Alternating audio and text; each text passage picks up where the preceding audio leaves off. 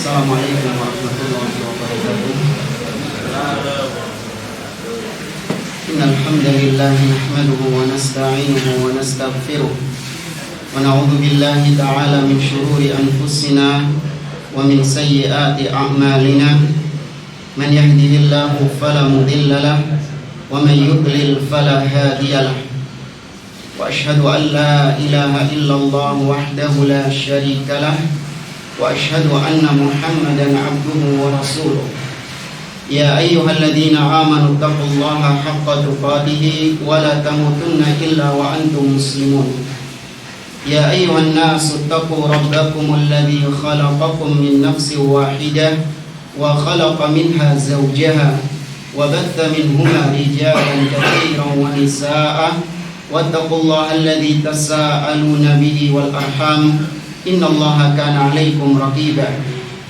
Ya ayyuhalladzina amanu taqullaha wa qulu qawlan sadida yuslih lakum a'malakum wa yaghfir lakum dhunubakum wa may yuti'illaha wa rasulahu faqad faza fawzan 'azima. Amma ba'd. Fa inna asdaqal hadithi kitabullah wa khairal hadi hadi Muhammadin sallallahu alaihi wasallam wa syarrul umuri muhdatsatuha wa kullu muhdatsatin bid'ah wa kullu bid'atin dhalalah wa kullu dhalalatin finnar. Ma'asyiral muslimin, ikhwani fillah rahimani wa rahimakumullah. Alhamdulillah, segala puji bagi Allah Subhanahu wa taala yang telah melimpahkan kepada kita nikmat-nikmatnya yang tak terhingga.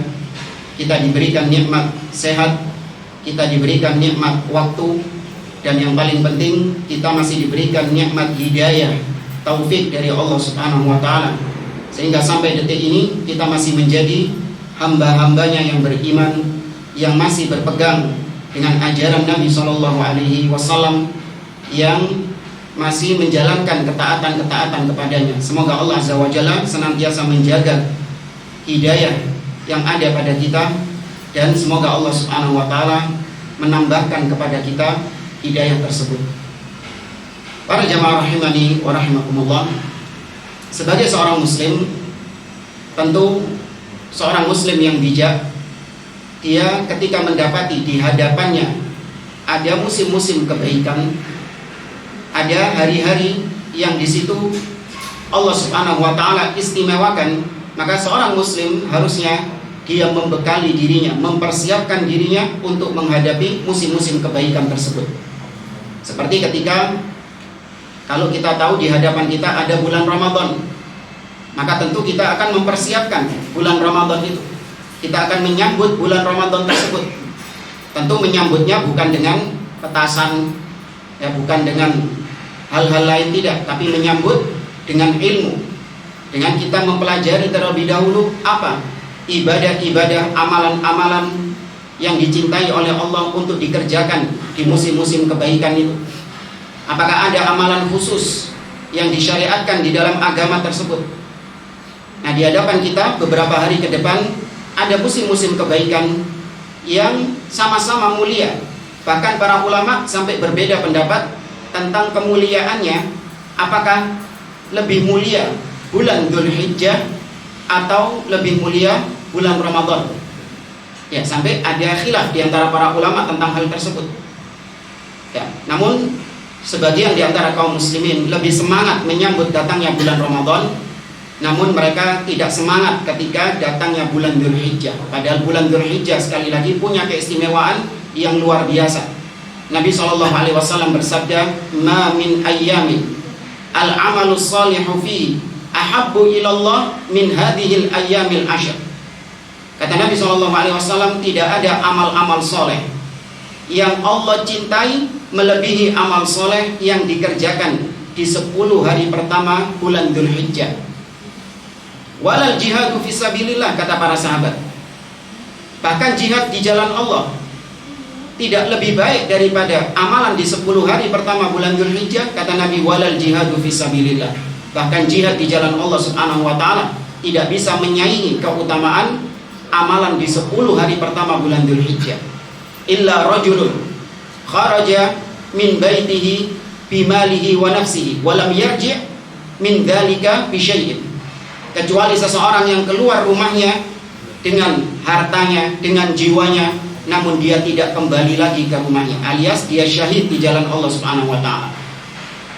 Nah, para jamaah rahimani wa rahimakumullah, banyak amalan-amalan yang bisa kita kerjakan di bulan Ramadan. Semua amal-amal soleh, selama itu ada tuntunannya, selama itu ada dalilnya, maka maksimalkan di bulan Dzulhijjah, terutama di 10 hari pertama bulan Dzulhijjah. Seperti memperbanyak puasa sunnah, kemudian memperbanyak sholat sunnah, zikir, membaca Al-Quran, bersedekah, dan yang lainnya dari amal-amal soleh.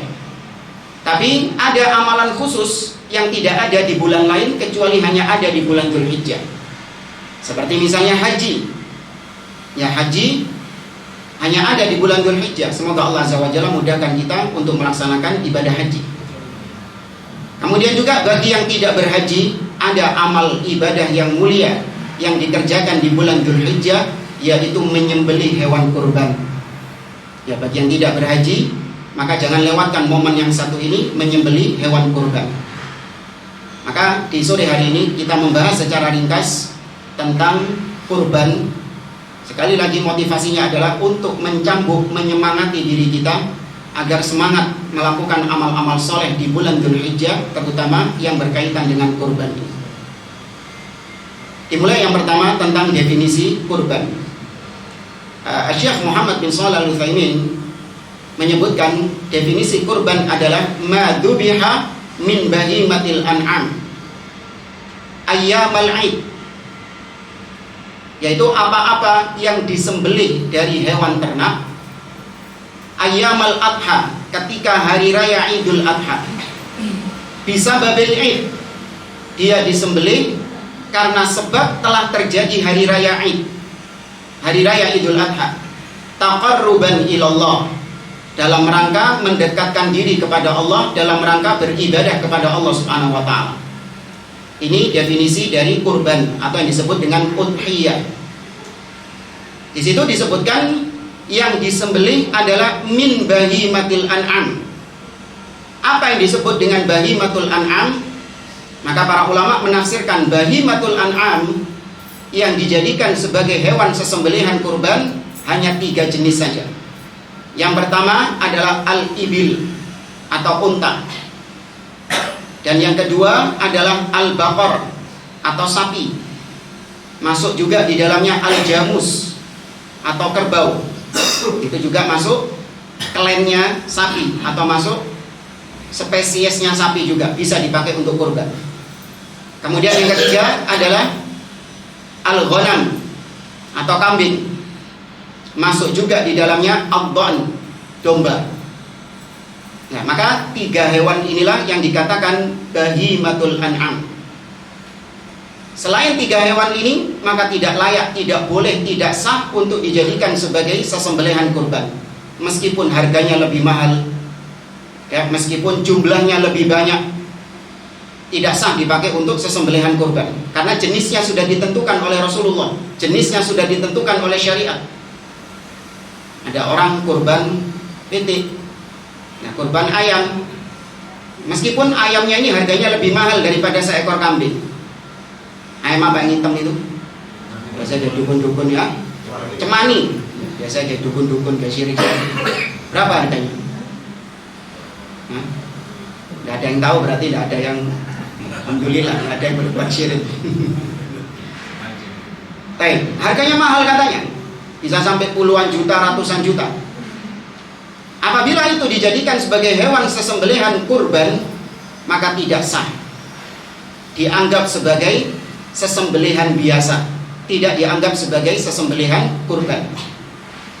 Atau ada orang yang kurban dengan kuda misalnya, ini juga tidak sah karena jenisnya tidak mengikuti ketentuan syariat. Ya. Maka ini memberi pelajaran kepada kita, kalau ada ibadah yang jenisnya sudah ditentukan oleh syariat, maka jangan keluar dari jenis ini. Akikoh, akikoh itu jenisnya sudah ditentukan oleh Nabi. Pakai apa akikoh itu? Bisa pakai sapi? Nggak bisa. Ya, Nabi SAW mengatakan, walil hulami syatan, bagi anak laki-laki maka 2 ekor kambing yang diakikohkan. Bagi anak perempuan 1 ekor kambing. Maka kambing saja.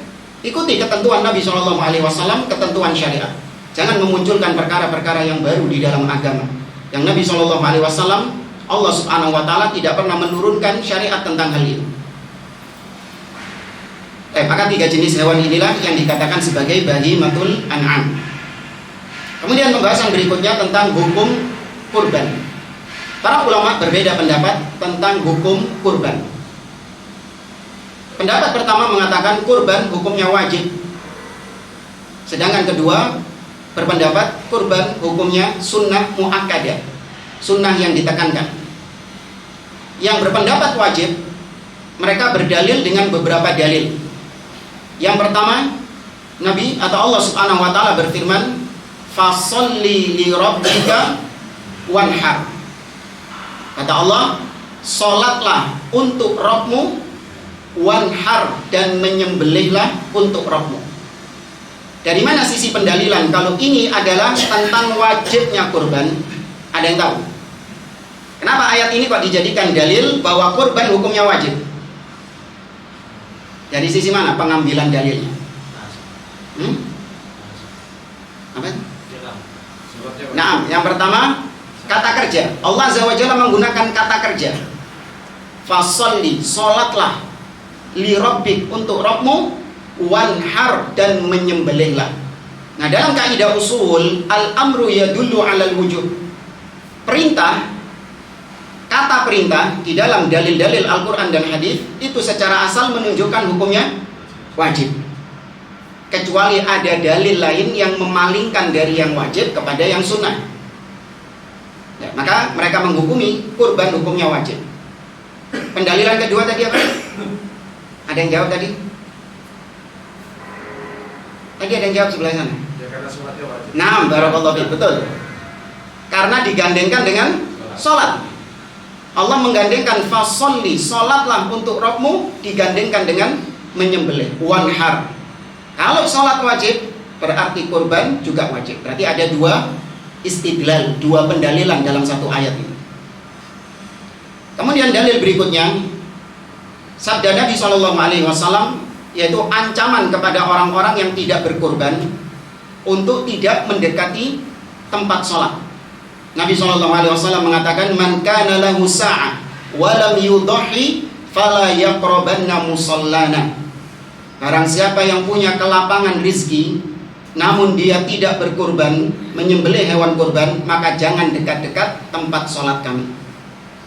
Berarti ini menunjukkan ancaman yang serius. Yang menunjukkan ancaman yang serius. Sesuatu yang diancam serius berarti hukumnya haram.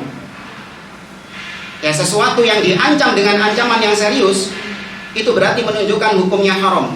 Maka berarti kalau tidak berkurban hukumnya haram, maka berkurban hukumnya wajib. Ya, berarti hukumnya wajib. Nah, ini dalil kedua bagi ulama-ulama yang mewajibkan kurban. Kemudian dalil ketiga, sabda Nabi SAW tentang ada seseorang dari sahabat yang dia itu sudah menyembelih hewan kurbannya sebelum sholat Id.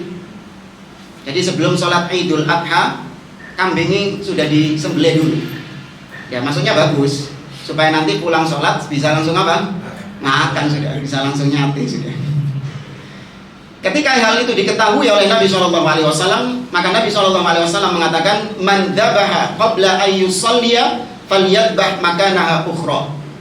Barang siapa yang menyembelih sebelum sholat Id, maka hendaklah dia mengganti hewan sembelihannya dengan hewan yang lain. Tuh, kalau kata para ulama pendapat pertama ini, kalau itu hukumnya sunnah, nggak mungkin Nabi sampai nyuruh untuk nyari penggantinya. Ini sama Nabi disuruh cari pengganti yang lain. Kemudian Nabi menambahkan lagi, "Wa man lam yadbah," dan barang siapa yang belum menyembelih, falyadbah bismillah, maka hendaklah dia menyembelih dengan menyebut nama Allah. Lagi-lagi diperintahkan oleh Nabi, barang siapa yang belum menyembelih, maka dia menyembelih dengan menyebut nama Allah. Ini dalil dari pendapat pertama bahwa kurban hukumnya wajib. Kemudian pendapat kedua, kurban hukumnya sunnah muakkadah. Dan ini pendapat jumhur dan lebih dipegang oleh para ulama karena ada praktek langsung dari para sahabat yaitu Abu Bakar As-Siddiq dan Abdullah bin Mas'ud radhiyallahu anhu, mereka pernah dalam 1 tahun sengaja tidak berkurban. Sengaja tidak berkurban, bukan karena medit, bukan. Mereka sengaja tidak berkurban untuk menunjukkan kepada kaum muslimin bahwa kurban itu hukumnya sunnah. Sengaja dilakukan oleh Abdullah bin Mas'ud dan Abu Bakar As-Siddiq. Ya, maka pendapat yang lebih kuat, kurban hukumnya sunnah yang ditekankan. Jangan cuma sunnah toh, tapi sunnah yang ditekankan, sangat-sangat dianjurkan. Adapun dalilnya, Nabi SAW bersabda, kata Nabi SAW, "Idza ra'aitum hilala dzulhijjah." Apabila kalian telah melihat hilal Dzulhijjah. Nah, ini ada pelajaran bagi kita bahwa masuknya Dzulhijjah atau hari raya Idul Adha atau puasa Arafah itu ngikut mana jemaah? Hah? Ikut ibadah haji? Lihat, kalau ibadah haji wukuf, jamaah haji wukuf di Arafah, maka kita di sini puasa Arafah. Atau ikut ketentuan 1 Dzulhijjah masing-masing negeri meskipun berbeda dengan yang di Mekah. Mana yang betul? Mengikuti haji. Memang sebelumnya kita katakan ada khilaf dari ulama kontemporer. Ya, sebagian mengatakan bahwasanya masuknya Dzulhijjah tetap dengan ru'yatul hilal masing-masing negeri. Dan tidak masalah kalaupun berbeda-beda antara negeri yang satu dengan negeri yang lain dalam penentuan awal Dzulhijjah. Tidak masalah. Karena terkadang hilal di satu negeri sudah nampak dan di negeri yang lain masih belum nampak. Pendapat kedua mengatakan masuknya Dzulhijjah itu mengikuti prosesi ibadah haji, dan ibadah haji adanya di Mekah. Maka kapan Mekah sudah masuk 1 Dzulhijjah, maka semua negeri-negeri kaum muslimin harus mengikutinya. Sudah 2 pendapat ini saja. Tidak ada yang menggunakan metode hisab, karena metode hisab tidak digunakan oleh para ulama dalam menentukan awal masuknya bulan. Nah, dari 2 pendapat ini, maka yang jauh lebih kuat adalah pendapat pertama, yaitu dengan melihat hilal masing-masing negeri. Kenapa demikian? Karena dalil jelas. Tadi Nabi SAW mengatakan, "Idza ra'aitum hilala dzulhijjah." Apabila kalian melihat hilal Dzulhijjah. Nabi mengaitkan dengan ru'yatul hilal, melihat hilal. Kemudian yang kedua, secara logika jemaah, kita sepakat gak bahwa syariat Islam itu bisa diterapkan di setiap waktu dan di setiap tempat? Sepakat gak? Masih gak sepakat? Hukum Islam ini itu bisa diterapkan di setiap tempat atau cuma tempat tertentu? Semua tempat. Bisa diterapkan di semua zaman atau cuma zaman-zaman tertentu? Semua zaman. Ya, syariat Islam itu shalihatun likulli zamanin wa makanin. Syariat Islam, hukum-hukum Islam itu cocok di setiap tempat, di setiap zaman, di setiap tempat. Contoh misalnya, kita yang ada di kota, perkotaan seperti ini, ya, mudah bagi kita untuk mengakses informasi secara cepat. Ketika Saudi mengumumkan masuk 1 Dzulhijjah, kita yang di Surabaya ini bisa tahu nggak? Langsung detik itu bisa tahu. Tapi kalau ada seorang muslim tinggal di pedalaman dusun, tinggal di dusun dia, angon wedhus, bertani, bercocok tanam, terputus dari koneksi-koneksi internet seperti itu. Tahu nggak dia kapan Mekah masuk 1 Dzulhijjah? Tahu nggak dia? Nggak tahu. Tapi kan sekarang internet sudah masuk pedesaan. Yo, internet sudah masuk pedesaan. Apa? Starlink. Larang sih Starlink itu. Ayo, katakan internetnya sudah masuk pedesaan, tapi orang-orangnya, SDM-nya, apakah semua bisa menggunakannya? Ada loh orang-orang yang bahasa kita itu apa? Gaptek, orang-orang gaptek itu, orang tua-tua itu. Maka kita tanya, kalau penentuan Dzulhijjah harus ikut Arab Saudi, bagaimana mereka menerapkan puasa Arafah? Bagaimana mereka masuk Dzulhijjah? Gimana caranya? Coba sebutkan kepada kita orang-orang yang tinggal di dusun-dusun itu tadi. Satu-satunya cara adalah mereka harus mencari tahu, harus keluar dari negeri mereka, mencari tahu kapan Saudi sudah menentukan 1 Dzulhijjah. Ini di zaman sekarang. Lah kalau dulu semua satu dunia tidak mengenal namanya internet, zaman sebelum adanya internet, bagaimana cara mereka mengetahui kalau Mekah sudah masuk 1 Dzulhijjah? Mau nggak mau mereka harus kemana? Ke Mekahnya. Mau nggak mau mereka harus ke Mekah. Cuma tanya kapan 1 Dzulhijjah. Sampai Mekah, kata orang-orang Mekah, kita sudah masuk 1 Dzulhijjah. Balik lagi dia ke negerinya untuk memberitahukan kepada orang kampungnya. Butuh waktu berapa? Bukan selak Rio, selak ganti bulan misalnya. Balik-balik sudah Muharram, ngandani orang kampungnya, sudah masuk di Mekah 1 Dzulhijjah. Asep mas. Iya. Sekarang sudah ganti bulan sudah. Maka nggak mungkin syariat seperti ini. Ya, maka sekali lagi dengan ru'yatul hilal. Kita kembali ke sini. Kurban hukumnya sunnah. Nabi SAW mengatakan, barang siapa yang melihat hilal Dzulhijjah wa arada ahadukum an yudhi, dan salah seorang di antara kalian ingin untuk menyembelih. Ada kata-kata ingin untuk menyembelih, berarti ada yang mau menyembelih, ada yang tidak menyembelih.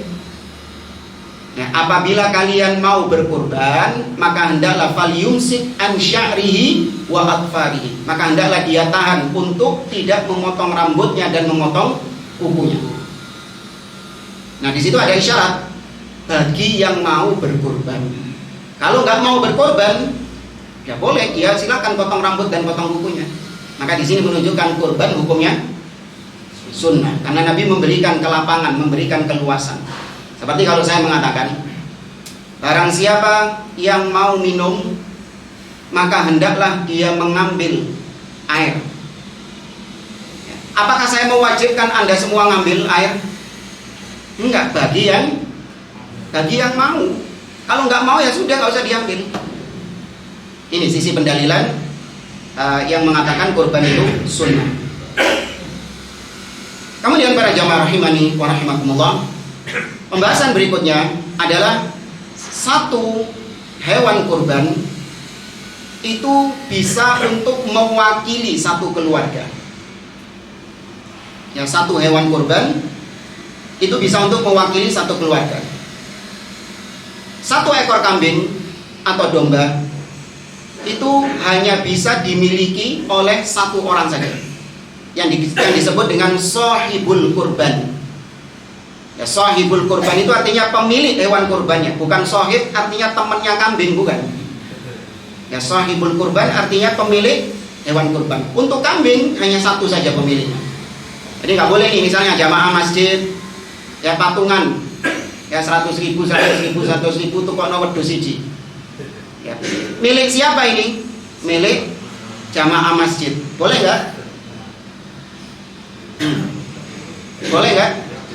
Nggak boleh. Ya, nggak boleh karena pemiliknya harus satu. Lalu terus gimana? Kalau ada orang mau patungan kambing 100.000. Ya. Nah, caranya dikumpulkan 100.000, kemudian diberikan kepada satu orang saja. Nah, satu orang inilah yang menjadi pemilik kurban. Berarti dia sing kurban. Antum hitungannya di mana, Bang? Sodako. Nah, antum hitungannya cuma sodako. Jangan dibilang saya sudah berkurban. Jangan dibilang saya sudah berkurban, enggak, saya sodako itu namanya. Yang kurban siapa? Yaitu yang dikasihkan itu tadi. Misalnya dikasihkan sama Pak Rizal. Urunan kambingnya dikasihkan dia, berarti dia yang kurban. Antum sodako. Hah?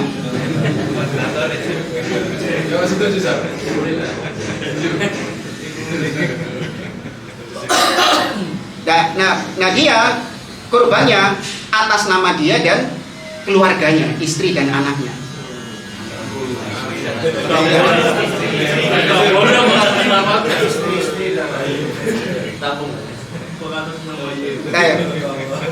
Adapun sapi dan unta, maka pemiliknya boleh 1 atau 7 orang. Ya, pemiliknya boleh 1 atau 7 orang. Jadi 1 ekor sapi atau unta itu sohibul kurbannya, kepemilikannya boleh 7 orang. Masing-masing dari 7 orang ini mewakili keluarganya masing-masing. Paham ya? Mewakili keluarganya masing-masing. Maka istri dan anaknya itu tidak harus dikeluarkan kurbannya. Jadi bojone ditukokno dhewe wedhus siji. Ini bukan zakat fitrah. Kalau zakat fitrah iya. Ya kan? Kalau zakat fitrah harus dikeluarkan semua, istrinya dikeluarkan, zakatnya bukan istrinya.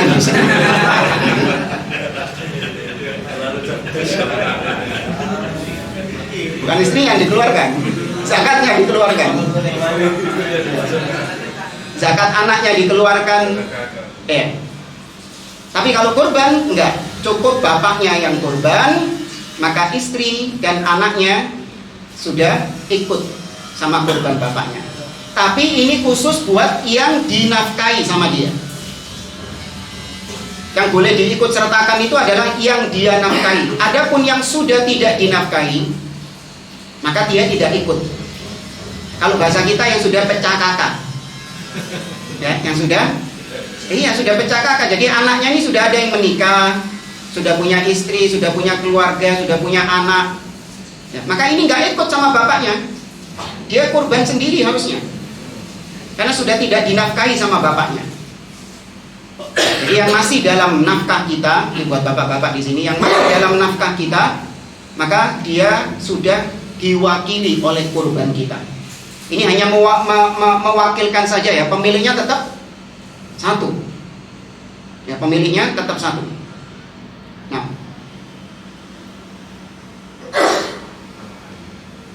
kemudian kriteria hewan kurban.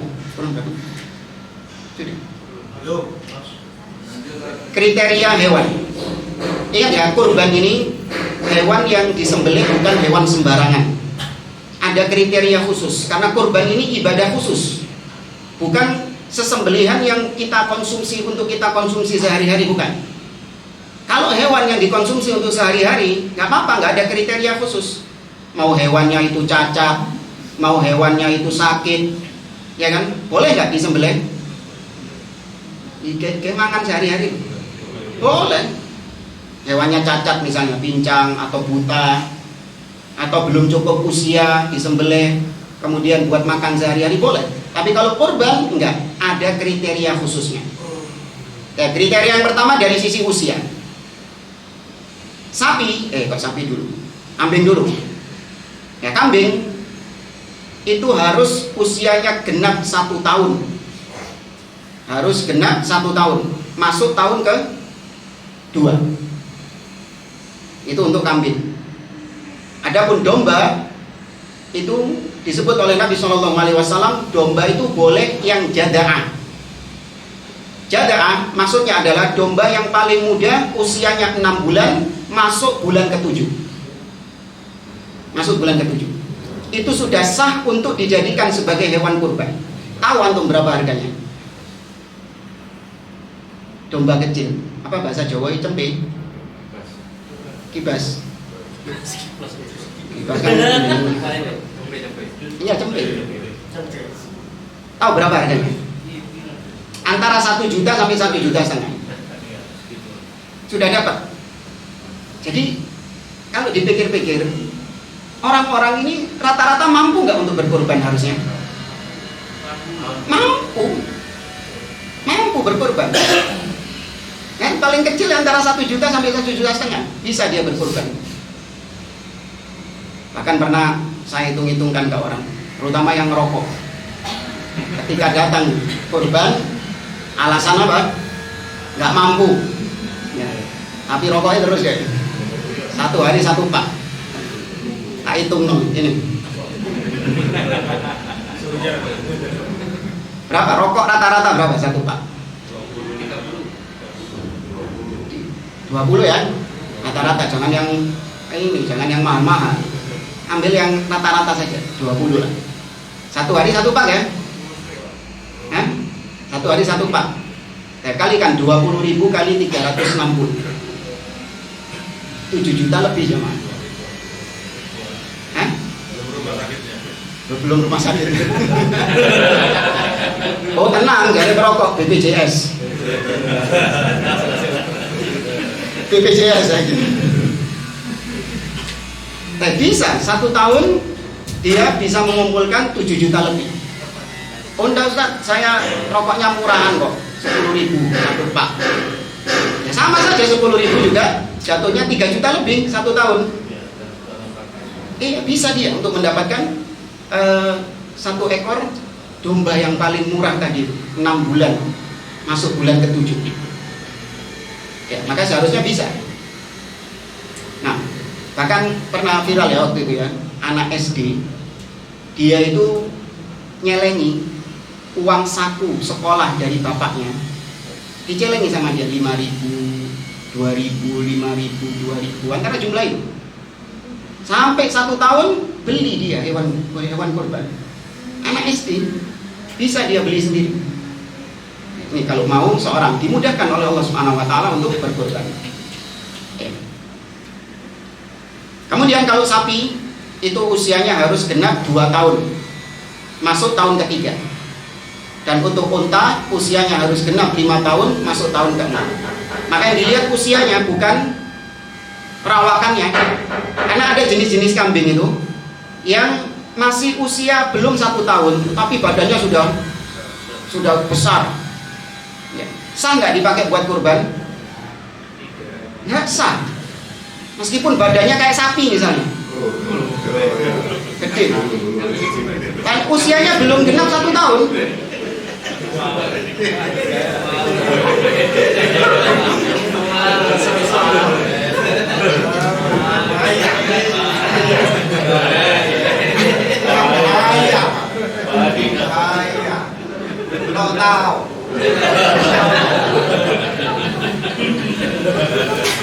Kemana-mana bahasanya sapi, kemana-mana.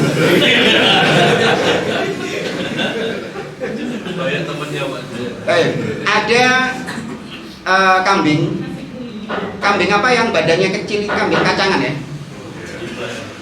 Dia kecil pokoknya, meskipun usianya dia itu sudah tua, tapi badannya segitu-gitu terus, puntet, kecebol memang dia badannya. Sah nggak dipakai buat kurban?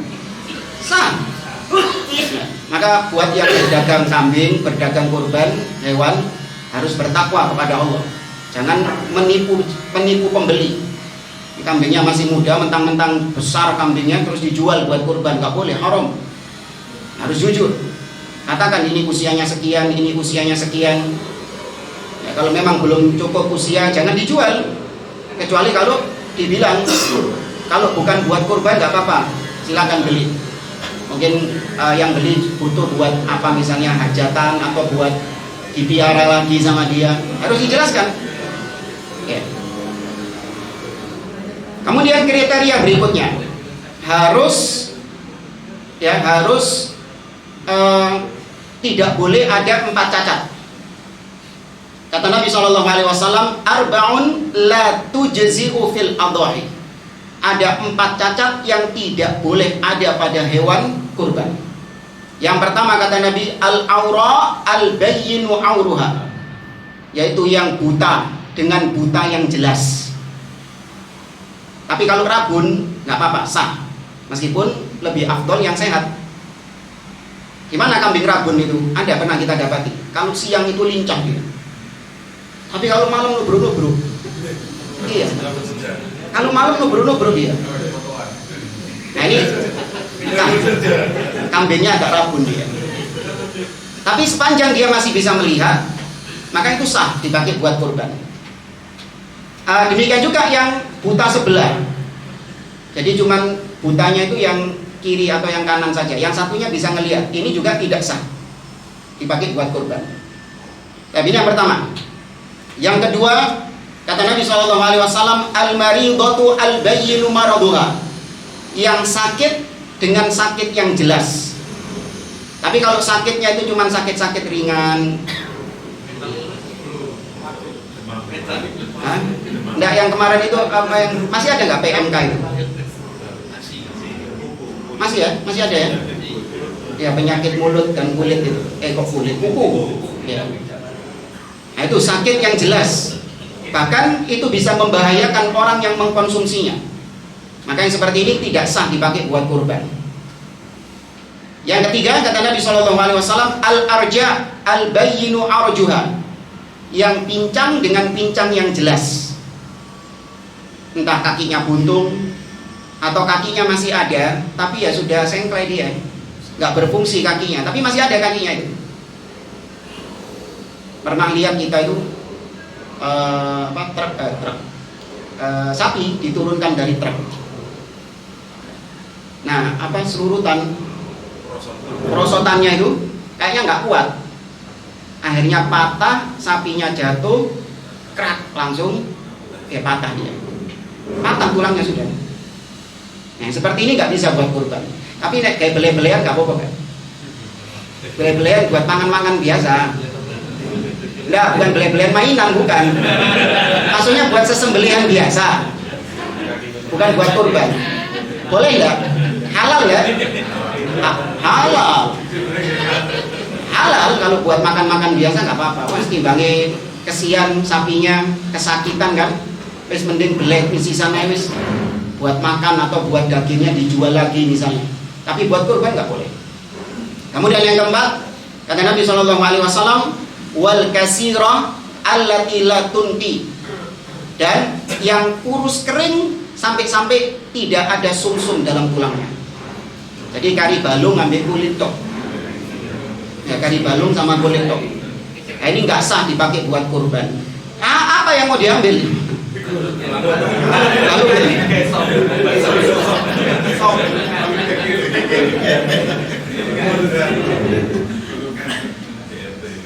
nah, ada kriteria-kriteria lain, tapi ini hukumnya bukan wajib. Kalau yang 4 tadi wajib ya, nggak boleh ada. Nah, ada kriteria-kriteria lain yang hukumnya itu cuman sebatas lebih afdol saja. Yang pertama, jantan lebih afdol daripada betina. Meskipun sama-sama sah, betina sah, tapi yang lebih afdol jantan. Kemudian yang kedua, yaitu yang tanduknya masih utuh. Adapun yang tanduknya patah, itu tidak lebih afdol. Lebih afdol yang tanduknya masih utuh. Tapi kalau ini ada yang patah, sah dipakai buat kurban. Kemudian telinganya apa? Bukan ini ya.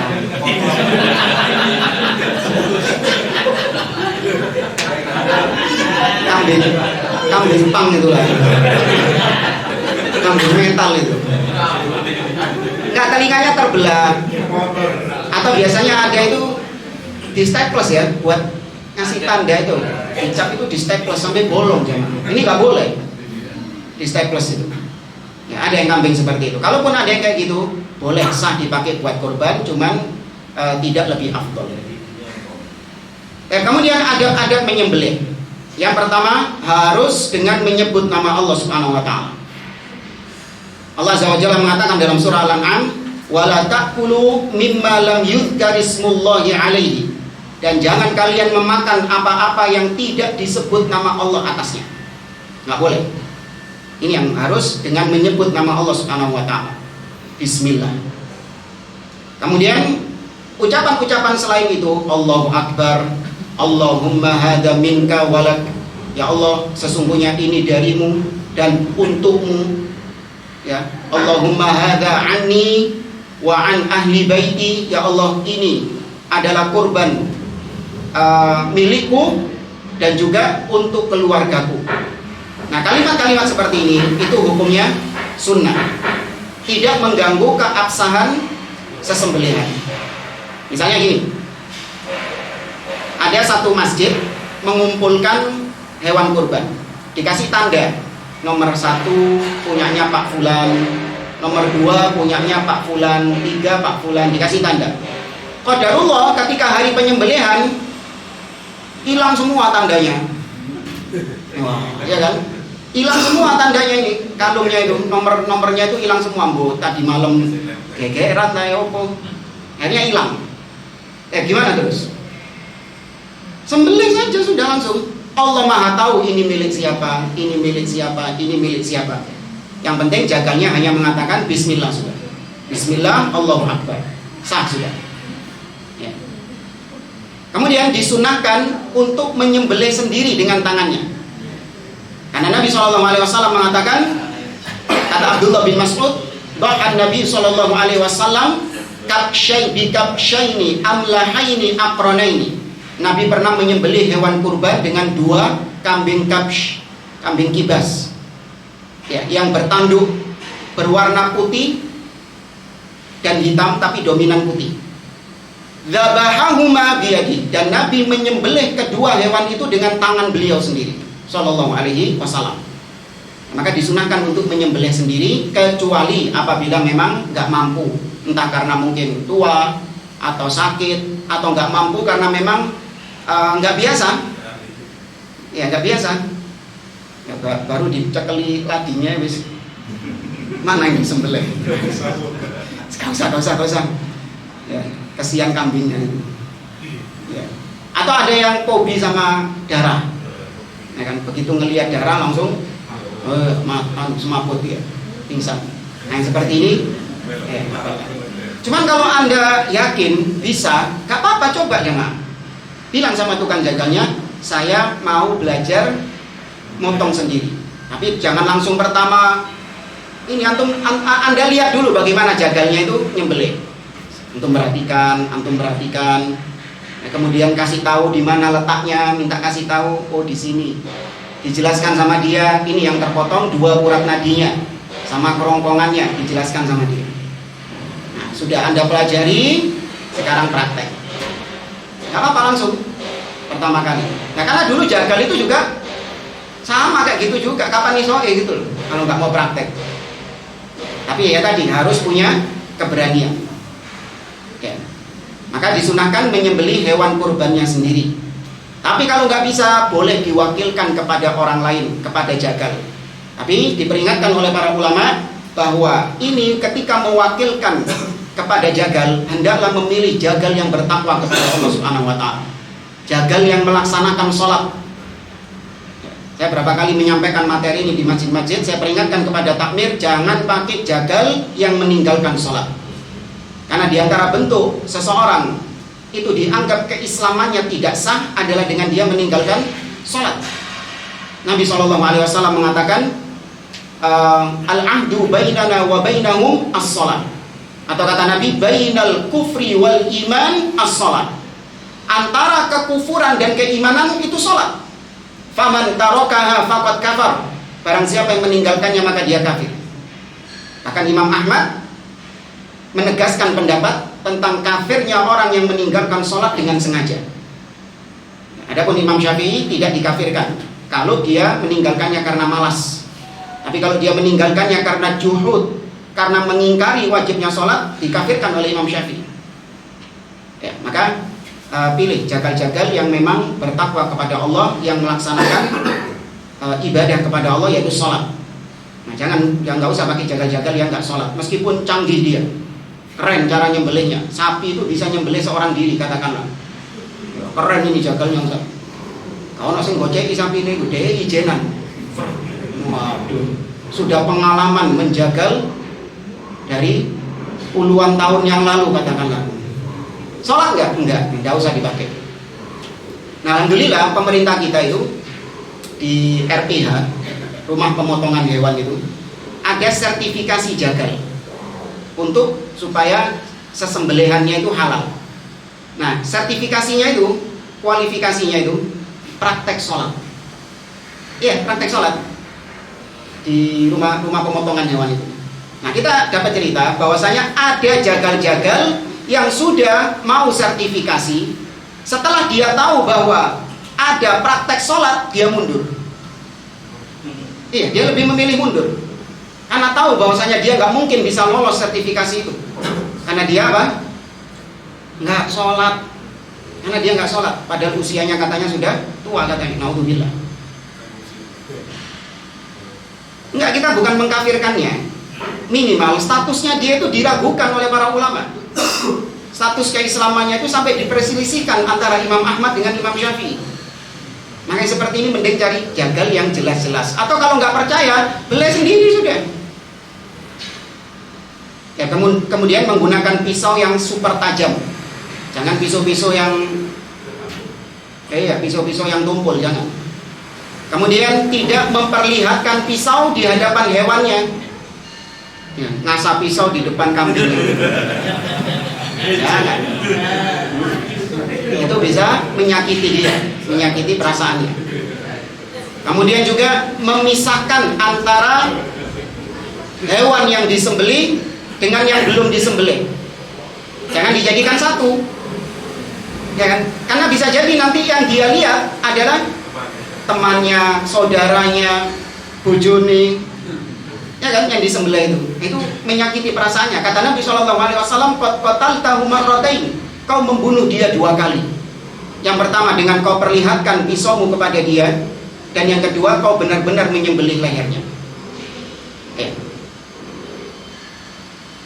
Kemudian disunahkan untuk menyembelih di tempat yang lapang, karena kurban itu syiar di dalam Islam, maka harus ditampakkan.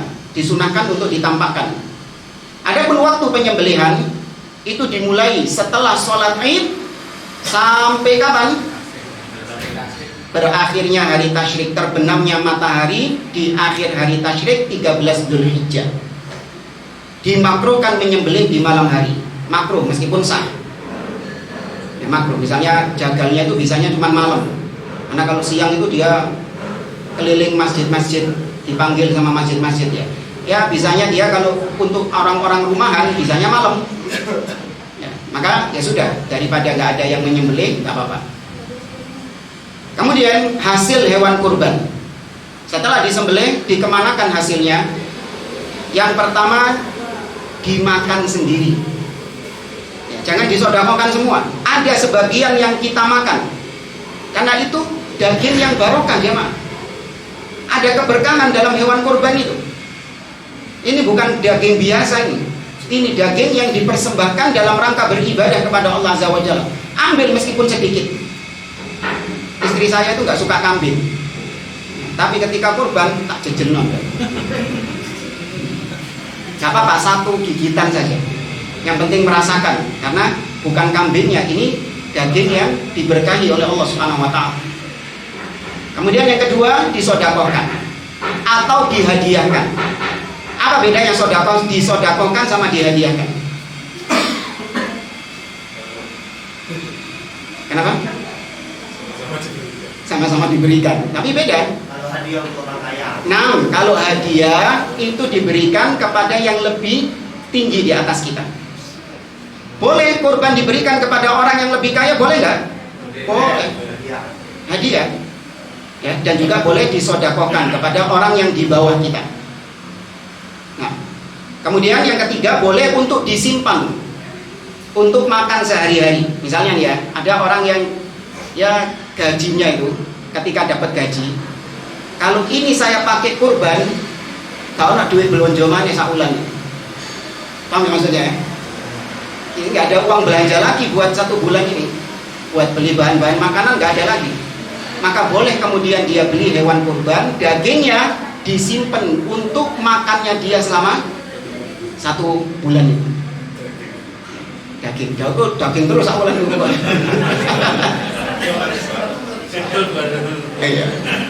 Ya gimana lagi? Boleh kayak gitu? Ya dibolehkan. Diharamkan untuk menjual, ya nggak boleh dijual sedikit pun. Misalnya saya pedagang sate, kebetulan dapat omset besar, maka saya mau berkurban nih bulan ini. Setelah kurban sedikit tak sodakohkan, sisanya saya buat apa? Saya buat modal jual sate. Boleh? Nggak boleh, haram. Tapi kalau saya pedagang sate, saya dapat daging dari tetangga. Paham ya? Saya dapat dagingnya dari tetangga, bukan hewan kurban saya itu. Disedekahi saya sama tetangga. Kemudian saya pakai buat jualan sate dagingnya. Boleh? Boleh. Jadi ingat, yang dilarang menjual adalah pemilik kurban. Tapi kalau sama pemilik kurbannya sudah diserahkan kepada orang lain, terserah orang itu. Ya, terserah orang itu, termasuk jagalnya. Nggak boleh diberikan kepada jagal dalam rangka mengupai jagalnya itu. Ini nanti kulit sama kepalanya kamu ambil sebagai upah, atau nanti potong. Ya, kau berapa biasanya kalau beli? Ya, biasanya 150. Oh ya sudah, ini kulit sama kepalanya buat kau potong 50.000. Boleh? Nggak boleh. Ya, nggak boleh. Loh, kalau minta terserah kita. Kalau kita mau memberi, kita beri. Kalau nggak kita beri, ya itu hak kita. Jangan-jangan bilang kepada dia akadnya, Pak, kalau jenengan mau kulit sama kepala saya kasih, tapi upahnya ada sendiri. Upahnya ada sendiri. Jangan ini dijadikan sebagai upah. Sungkan kan, mungkin karena kita terlalu baik sama dia selama ini. Enggak, sudah, saya nggak mau dibayar. Oh ya sudah, akadnya berarti Anda menolong saya menyembelih hewan kurban. Paham ya? Berarti akadnya dia menyembelih itu adalah akad ta'awun, tolong menolong. Adapun ini kulit sama kepalanya itu pemberian murni, tidak ada kaitannya dengan potong memotong tadi.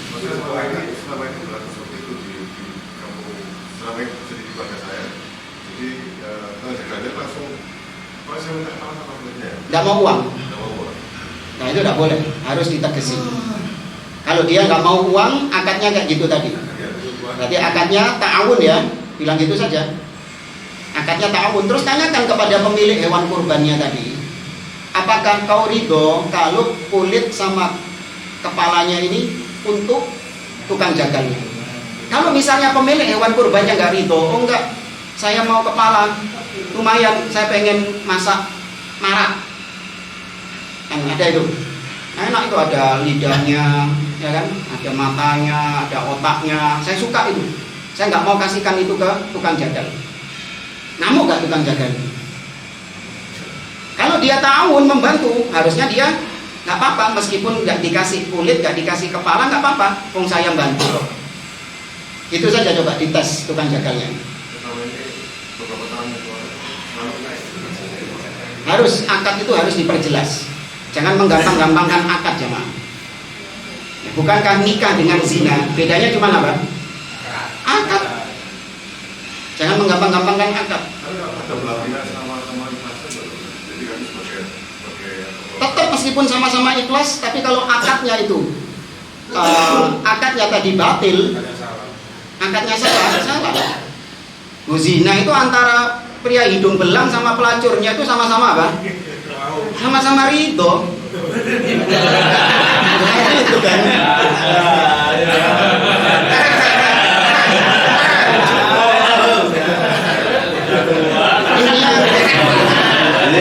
Ini kan permisalan aja. Karena ada orang itu, sebentar. Karena ada orang itu menggampangkan masalah akad. Contoh ya gini, yang sering banyak terjadi terutama di toko-toko ya. Saya ada pembeli. Saya lagi jualan air ini. Ada pembeli. Mas, berapa airnya? Oh, ini satu harganya ya, katakanlah 10.000 lah. Ini harganya 10.000. Harganya 8.000. Harganya 8.000. Kemudian orang ini ngasih uang 10.000. Terus habis itu saya nggak ada kembalian. Ketika nggak ada kembalian, biasanya saya ke toko sebelah, ya, tukar, ada nggak? Dilihat sama dia, oh nggak ada, adanya cuma 8.000. Paham ya maksudnya ya? Adanya 8.000, berarti kurang berapa? Kurang 2.000. Kapopo gini sih. Kan diambil juga sama dia. Kapopo ronya wuning tuh ay. 2.000-nya nanti saja. Yang penting nyusui wong iki dhisik kan? Yang penting nyusui orang ini dulu. Baik. Apa akadnya? Tukar, bukan utang. Akadnya tukar menukar. Namanya tukar menukar harus apa? Harus tunai, harus sama nilainya. Harus satu majelis itu, nggak boleh nanti dibayar, nggak boleh. Kalau tukar menukar harus tunai ketika itu juga. Loh, terus gimana dong? Akadnya diganti. Diganti apa? Utang, pinjem. Ini 10.000 punyanya orang tadi antum pegang. Kau punya berapa? 8.000. Saya pinjem dulu ya, 8.000. Atau enggak usah 8.000, botolnya 2.000 kok. Tak pinjem 2.000. Iya. Nah, kalau kayak gini boleh nggak? Boleh. Nanti kalau saya ada untung 2.000, tak kembalikan ke kau. Ini masalah akad. Orang kadang mikir, wah lah ngono tok ae. Kan yang penting dibayar. Enggak. Yang satu haram. Ya, haram, yang satu riba jatuhnya. Ya, maka akad itu penting. Jadi tadi itu diperjelas kepada jagalnya tadi akadnya. Jadi akadnya ta'awun. Sampai ngojok ngamuk loh kalau misalnya gak dikai indah sampai kulit. Karena Anda beleh di sini akadnya tolong menolong. Iya, kalau ada pemilik kambing yang nggak mau kepala sama kulitnya diambil sama jenengan, jangan marah. Wah rugi dong saya, nah makanya kayak duit, saya gak muring-muring. Makanya lebih enak dibayar, diupah. Itu lebih aman. Wallahu a'lam. Saya kira ini wallahu a'lam bishawab. Semoga Allah Azza wa Jalla mudahkan kita untuk melaksanakan kurban dan Allah menerima kurban kita. Subhanakallahumma wa bihamdik, asyhadu an la ilaha illa anta, astaghfiruka wa atubu ilaik. Assalamualaikum warahmatullahi wabarakatuh. Waalaikumsalam warahmatullahi